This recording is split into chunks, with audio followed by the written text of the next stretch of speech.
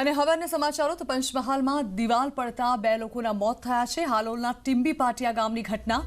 અહીં તેજ પવન અને વરસાદથી દિવાલ તૂટી પડી હતી। દિવાલ ધરાશાયી થતા માતા પુત્રના મોત થયા છે। રાત્રે કોટની દિવાલ તૂટી પડી હતી ત્યારે પુત્રનું ઘટનાસ્થળે જ મોત થયું અને માતાનું સારવાર દરમિયાન મોત થયું છે।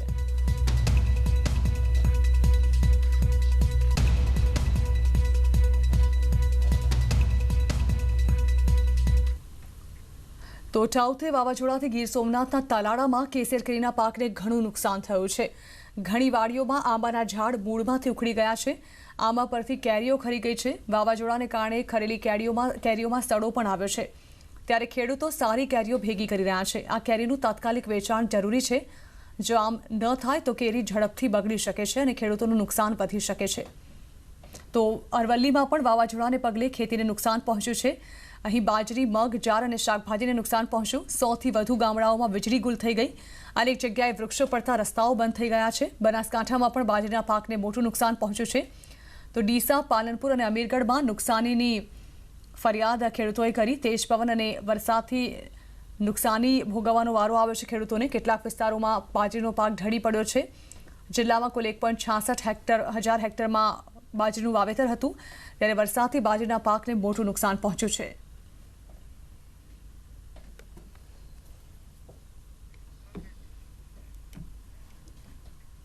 તો ભાવનગરના મહુવામાં ટાઉતે વાવાઝોડાએ ઘણી તારાજી સર્જી છે। સોમવારે રાત્રે 100 કિલોમીટરની પ્રતિ કલાકની ઝડપે પવન ફૂંકાતા મહુવામાં ઠેર ઠેર નુકસાન થયું છે।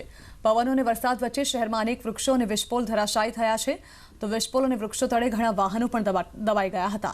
તોફાની પવનોમાં માર્કેટિંગ યાર્ડના શેડ ઉડી ગયા હતા।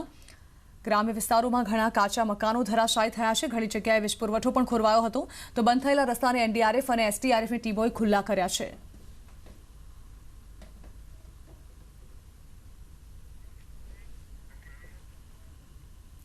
તો આગળ કરીશું સમાચારો પર નજર તે પહેલા હાલ એક બ્રેક। Welcome back. સોમવારે તબીબો સાથે વાત કર્યા બાદ પ્રધાનમંત્રી નરેન્દ્ર મોદીએ મંગળવારે લગભગ 10 રાજ્યોના જિલ્લા અધિકારીઓ સાથે વાતચીત કરી અને રસીકરણને લઈ કેટલાક મંત્રો આપ્યા જેથી ત્રીજી લહેરના પ્રકોપ પહેલા જ દેશવાસીઓનું રસીકરણ થઈ શકે।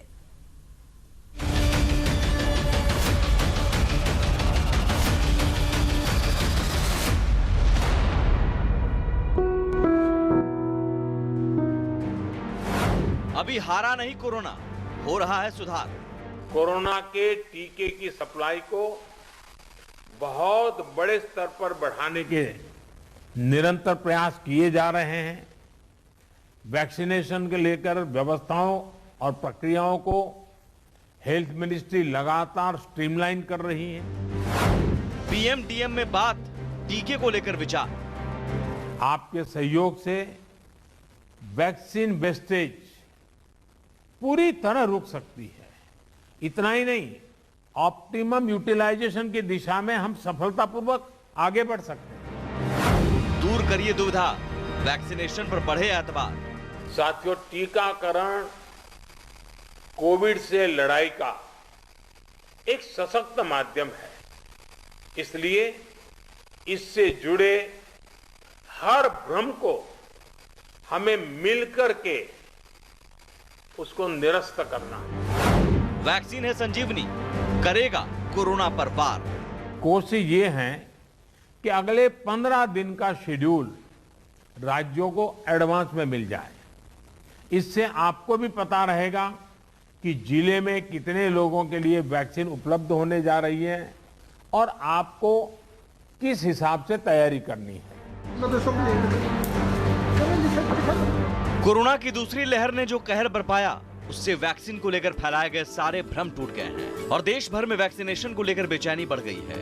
लोग अब न सिर्फ वैक्सीनेशन के पक्ष में हैं, बल्कि जल्द से जल्द वैक्सीन लेने की राह देख रहे हैं। ऐसे वक्त में सबसे जरूरी है वैक्सीनेशन की सप्लाई और उसका सही उपयोग।